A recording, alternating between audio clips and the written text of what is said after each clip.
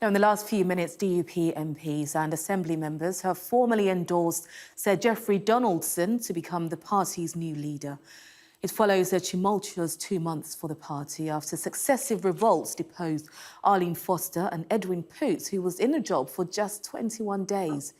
Well, Sir Jeffrey, who's the DUP's leader in Westminster, was the only candidate to put his name forward to succeed Mr Poots. Well, I'm now joined by Mick, Fealty, editor of the Slugger O'Toole news website. Thank you very much indeed for joining us here on Sky News this afternoon. So, 3 leaders in 2 months. Can this one survive? Well, I think only from the point of view that through trial and error, they've tried all the other options.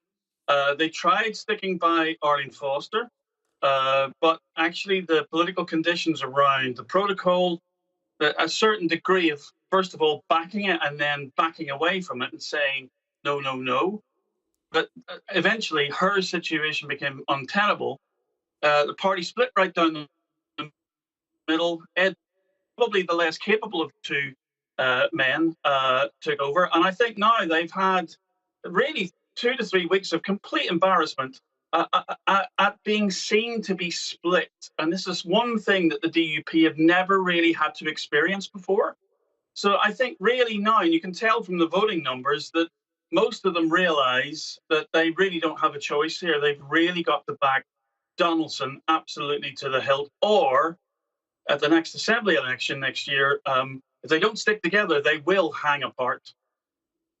So it's a new era then, of course, with a new leader in charge now coming in. Can we expect any change of party policy, particularly around the Northern Ireland Protocol?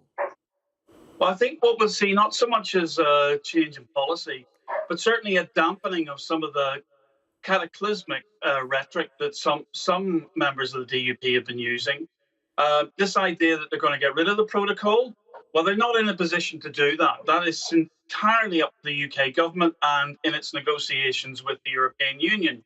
But even Edwin Poots, who was, so recently deposed, has accepted, even in his own kind of sort of departing remarks, that instead of opposing the protocol, really what they have to do is focus on getting improvements to it. And, he was fairly positive and upbeat in his remarks that there has been some progress, he thinks, with the UK government. But of course, it isn't entirely down to the United Kingdom government. It is down to those negotiations through the Joint Committee. So Edwin Poots then, now he was ousted after just, as I was saying earlier, 21 days for committing to power sharing without movements on the protocol. So I think the question here is, can power sharing survive if the Irish Sea border remains? That's a good question. The Good Friday Agreement has had a very stormy history. It took 18 months between the first Assembly election and the Assembly actually sitting.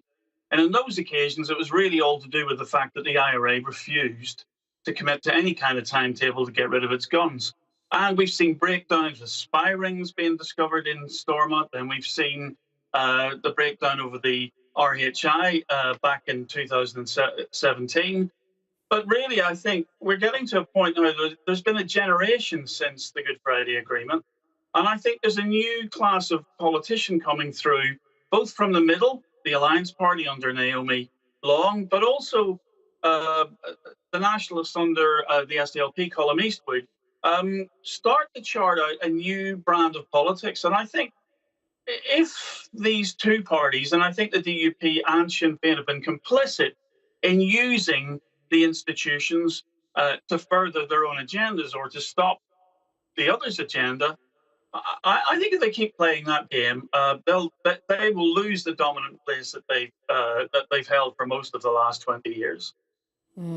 Now, the protocol is an international treaty. So what can UK government do to reassure unionists and secure devolved government? Well, really, what they need to do is to work on all the things that they've been managing through by the extension of these grace periods.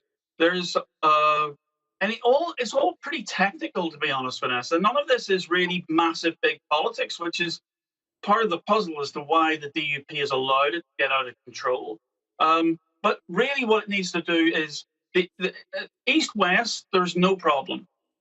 Anything made in Northern Ireland that can come into Britain without any difficulty whatsoever. There's no red tape.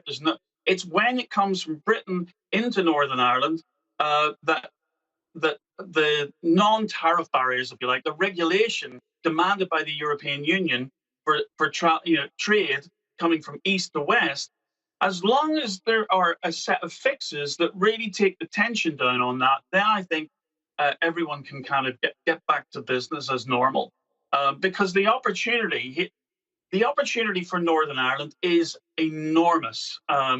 It has not only access into the rest of Britain in terms of exporting from Northern Ireland into Britain, it also has privileged access. Its fishermen, its farmers, etc., have privileged access not just into the Republic in the south of the island, but deep into the European Union, that massive market that's now not denied to the United Kingdom, the rest of the United Kingdom, but certainly is more difficult. So the prize of getting this right for Northern Ireland is absolutely enormous. Mick Fealty, appreciate your time on Sky News this afternoon. Thank you. Thanks. You're watching Sky News.